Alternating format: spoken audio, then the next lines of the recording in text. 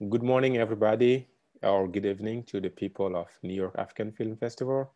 We are very happy and pleased to have Lucie Viver today with us. Lucie Viver, as she told me, is the right pronunciation. She has a film called Sankara n'est pas mort, Sankara Is Not Dead, shot and set in Burkina Faso. This is a documentary that has traveled all around the world, did its world premiere in Cinéma du Réel in France, went to Doc Leipzig, and was showed in West Africa, Africa in Nigeria, one of the biggest film festival now in Africa. It went also to Camden. It was shown everywhere, South Africa, South America, and India and Pakistan, among other countries. Lucie Viver, welcome and thank you for your time. Thank you very much to you. And my first question would be, you picked Bikontine, who is a poet living in Burkina Faso, and your movie is shot in a way that is beautiful. Is it also a piece of poetry? Would you say that? The portrait of the poet, you mean? Yes. Yes, of course, it's both. My first goal was to portray the country, Burkina Faso, after the 2014 uprising. That was my main goal. But I didn't want to do it myself like a foreigner, let's say. I really wanted to make this portrait through the eyes of a Burkinabe person. And this Burkinabe person is a poet, it's Bikontine, as you just said. And of course, as I picked him up, it's also his portrait, because we understand what are his wanderings at that moment. He wants, of course, Burkina is a country where life is difficult, and he's asking, he's wondering, should he stay or should he live abroad to find a better life, to look for a better life? And this question, this dilemma is carried all along the film. It's beautifully carried all around the film.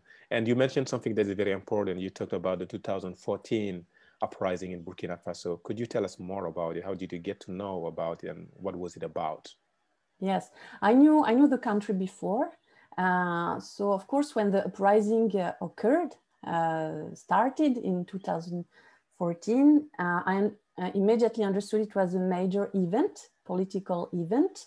A lot of Burkinabe people went out in the streets, and they managed to the president in power to resign after 27 years of power. So, you know, for Burkina and also for all Africa, that was a very, very important event. And I was really interested in it. I followed everything through my contacts with Bikontine, because I met him before, 3 years before. And I was really close to the event. I was not there at that moment, but I followed very, very closely the event. That was the starting point of the film. I wanted to understand what's going to happen next. I didn't want to do something about the political event because I was not there. There was no point, but I really, and I was sharing that feeling with Bikontine at that time. We were curious, of course, enthusiastic, curious, because it was very, very big wave of hope there. But at the same time, we were a bit worrying about the country, because it can be possible to make an uprising, but how to deal with the rest, with the future. So that was our question when we started the film. We wanted to understand what's going to happen next, and what how the people are feeling there after the uprising. Interesting. And that uprising happened against Blaise Compaoré, who was the president after 27 years. Blaise Compaoré, who came after a coup that killed Thomas Sankara. That was the first president, like kind of a revolutionary person who was much loved in the 60s. And why do you say Sankara is not dead? Do Burkinabe people think that Sankara is not dead? Yes, most of them. And especially, thanks for this question and for this link, because when the uprising happened, many people said it was Thomas Sankara's revenge, because it's true that just before Blaise Compaoré, Thomas Sankara was in power, and he made a lot of things, positive things for the country. Maybe we will talk about that later. But so he was really loved, deeply loved by the majority of the people. And even though 27 years were passing, he was still, Thomas Sankara was still in mind, and people's mind and heart. So when young people who were not even born under Sankara, they didn't know Sankara alive, only by by talking or books, they were referring to him during the uprising. They were I don't know, singing about him. They were shouting about him. They were really linked to him. So it was called Thomas Sankara's revenge. And apart from that event, specific event, the uprising, of course, Thomas Sankara is really, really everywhere in people's mind and heart. Even in a very small village, even when people didn't go to school. So it means really it's, from one generation to another generation, people talk about him, and his legacy is going on like that. That's great that he is still in people's minds and hearts. And I read that the film was shown in Burkina Faso, in cities and small villages. Can you talk a little bit about that? What was the experience? Do you have an exceptional memory of it? Yes. I really, for me, it was really important to show the film there as soon as possible. So even in 2000, the film is finished since March 2019, and in next summer, in summer to 2019, Bikontine and I decided to show the film, to screen the film in different places where we traveled, where we were shooting actually. That was a bit impressive for us, of course, because we were excited to have the feedback, of course. People were surprised by the film first, I think, because they can see their country, can discover their country in a way they never see it usually. They can discover so many different situations, so many different characters, and for example, the sugar cane. They use that sugar every day, but they cannot imagine how the sugarcane workers, in which conditions the sugarcane workers actually work. So first of all, they are really surprised to see so many aspects, and they are very proud to hear ordinary people talking. It's not political, political heads, political parties heads, or it's not activists, famous activists talking. It's really ordinary people, let's say ordinary at first sight, but of course they can become extraordinary if you consider what they are actually saying. So they really like that, because they understand that they could speak freely and they can hear like true talk, true speech. And the next thing, of course, is Thomas Sankara's legacy. They are sad in a way, because of course, as you could see, or as the audience will be able to see, people are quite disappointed after that uprising. Of course, the situation is a bit like stuck. So the Thomas Sankara becomes, of course, again a reference, but how to use that reference efficiently. So they start to question themselves. Okay, so we have that wonderful legacy, but what can we do with that? now that we change after such a big change, a big uprising, but nothing really changed. So what could we do? And so they start to debate, and it was always very interesting to hear their opinion on that. I'm very curious about that, those opinions, like why this uprising in 2014 that was full of hope, why things didn't work for you, knowing all that you know from this documentary and the people who are based in Burkina? Yeah, I think, of course, I'm not a specialist, I'm not a political analyst. I really try to make a portrait of the country with my feelings, with my hurts, with the poetry, with that poet. But of course, I read a lot of things, and I talk a lot, I chat a lot when I am in Burkina with my friend there. And I think one of the biggest problems is that there was no opposition, strong opposition before the uprising. So when the uprising, opposition leaders against the president. Yeah, okay. Exactly. You had the artists, the activists, the citizens groups, but not really a very structured opposition.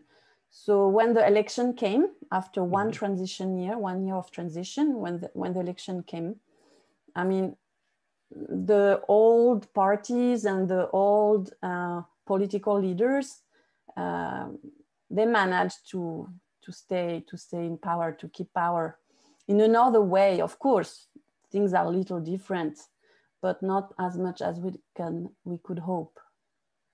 So you meant that the same system stayed, even though some people have changed. Exactly. And especially economically, because even if you change politically, let's say more or less the system, if the economic system doesn't change, means still the corruption, still the same elites earning a lot of money while the others are working very hard for nothing. It's still the same way of life, and people are still desperate about that. That means people are still desperate about that. I want to come back about the ordinary people that you said, ordinary probably, but becoming extraordinary sometimes by their stories and what they live. At what point of the film did you make that choice? Was it always clear, or did it happen before shooting or while editing? Yes, the meeting, let's say the conversation of the meeting was really the main basis of the film. I picked up Bikontine to be the main character. I wanted him to travel. I really because for me it was really very important to discover different situations and to interact with many different characters. So the meeting, the conversation was really the point of the film. What do you call the meeting? Yeah, the meeting, it's not the good word, sorry, in English. En français, Mamadou, ça serait la rencontre, the encounter. The encounter with Bikontine? Every time Bikontine is meeting somebody.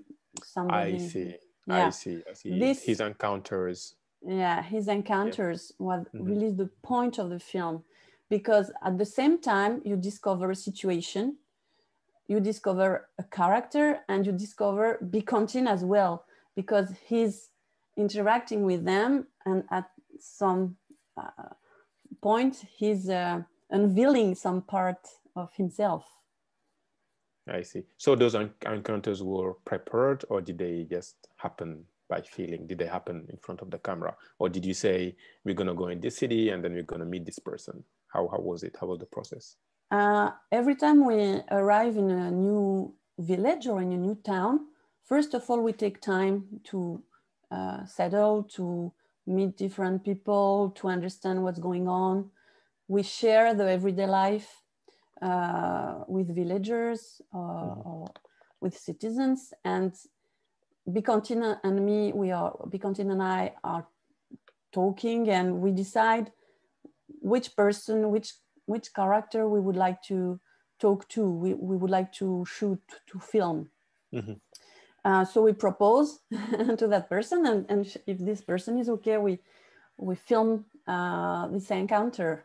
So it's most of the time it's let's say le hasard, mais le hasard en anglais, je ne sais pas.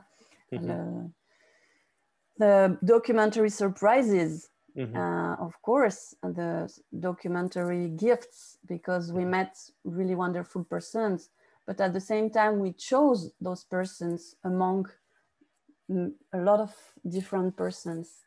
So it's half luck and half work and thinking, let's say. Yeah, it made me curious now how much you shot and how much you did edit out. Did you meet a lot of people, or these are like the main? Yes, a lot. Too much, actually, I guess. But it's you can, of course, it was too much. The shooting lasted 3 months. So these 600 kilometers along the railroad took us 3 months. And I came back with nearly 300 hours rush. Wow. Yes, it's a lot. So it was a lot of work to edit afterwards. But I think the variety of the situations are coming from this big amount of rushes. We had so much material to edit, to build the film, that it was richer, I guess, or I don't know how to say that. It was richer. Let's say plus riche en français. Yeah, richer probably. And I like that you're talking about the editing. It seems like to follow a pattern of encounters or slices of life, poetry, Bikontine telling his with voiceover, and moments of protest. And was that happened through the editing, or let's say this is how you envisioned the movie even when you started shooting? I knew that the film would be before shooting. My attempt was to show the travel, Bikontine's travel, and to hear his poems. I knew that, but the archival footage from there are 2 types of archival footage: Thomas Sankara's speeches, and so in the 1980s, so a long time ago, and also some archival footage out of the 2014 uprising. And that I was not sure before editing. That came at the editing part of the work. Interesting. Yes. Yeah. And I guess it's helping a lot to understand the powerful, how powerful was Thomas Sankara's speeches, and the link with the anger of the people in 2014. Wow, that's interesting. But now I want to talk also about another aspect of filming and filmmaking, especially in documentary, which is distribution, because generally you follow, as independent filmmakers, the independent festivals and submit to them. And I've seen also even your distribution, your sortie has been like jeopardized by COVID, and it ended up being a digital one. What do you think about that? How did it impact your film? Is it a good or a bad thing? Is it better? Well, I would say that my main regrets, or so the film was supposed to go out to go out in theaters on big screen and with a nice sound system. Of course, when you go online, finally the film was going out online. You never know how people watch the film. Is it on their small computer? Do they have a proper sound system? So you really didn't know. So you really don't know. So I'm a bit, regretting that aspect. But what was interesting is that there was a lot of conversation possible. I made like around 20 online debate with the audience. even though I was home. So that was really strange because I was home during all the lockdown time. But at the same time, I met a lot of people in the audience. Maybe I couldn't have made so many debates live because you have to pay the train ticket, you have to pay the hotel sometimes. I mean, the cinemas, the theaters have to invite you and spend money. As it was free to have me presenting the film, this opportunity came many times. So I was able to talk about the film many times. And do you think those people were different audience members that you wouldn't have in a screening room? Or do you think they're the same people that watch the film online? Little bit different, I guess, yes.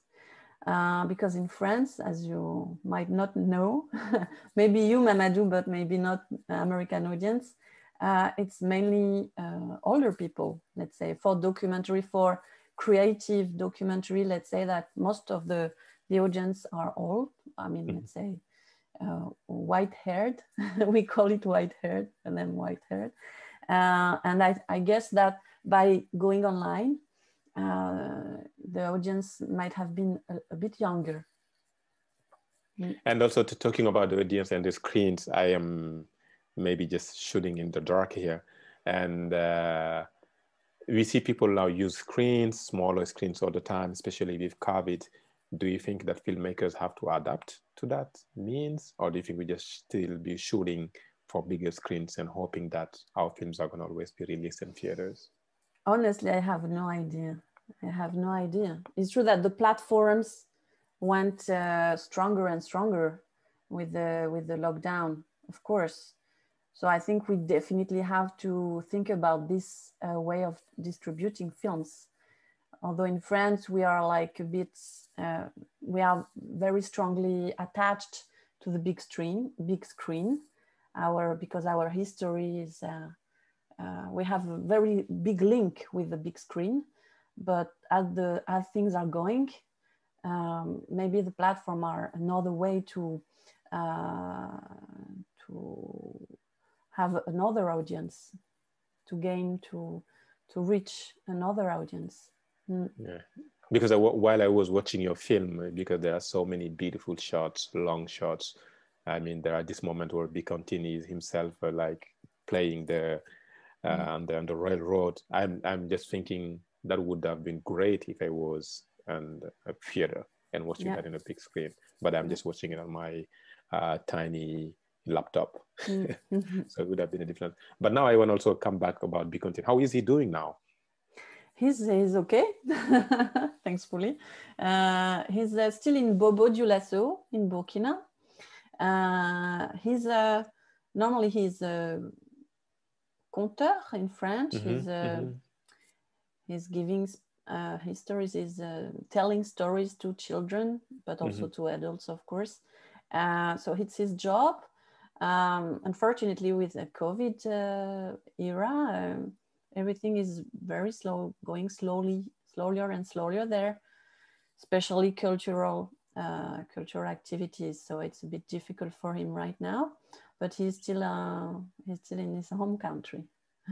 So he's holding up. And also it's very interesting that the film started as the voiceover talking about the choice between going to Europe or doing the upbringing, doing the uprising. So it was very interesting for me to see that the choice is you fight the power in your country or you travel hoping for a better world.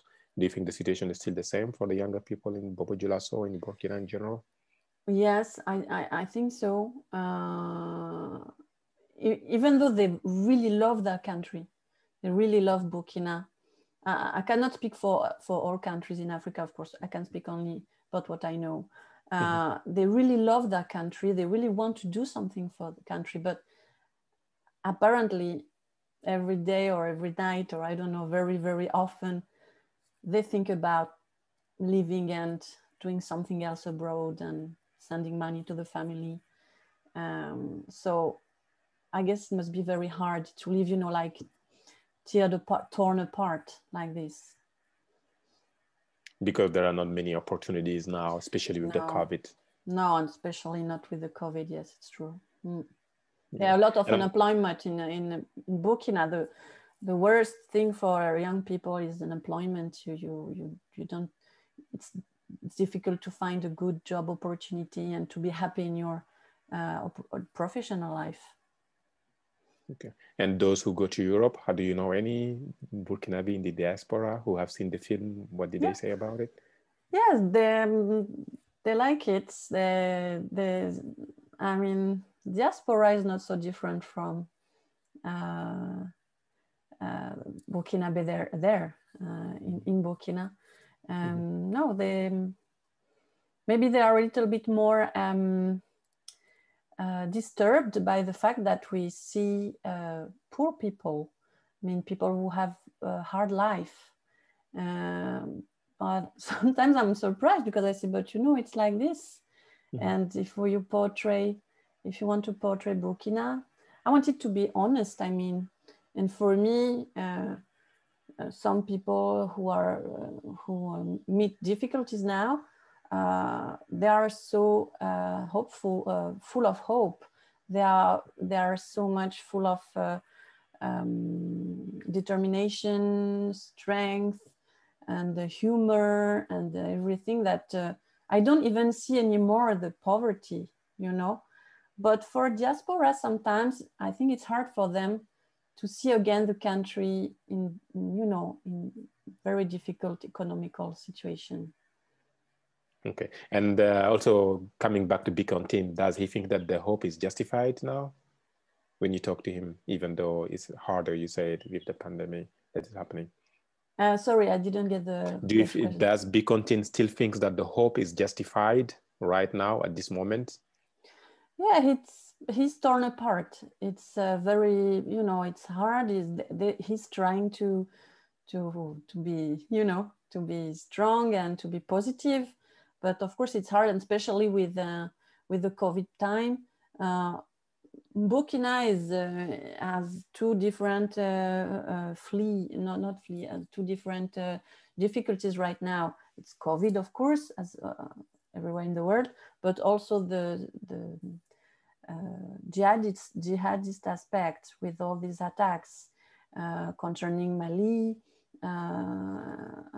Niger, and Burkina. So it's really hard for the country because the tourists are not going there anymore.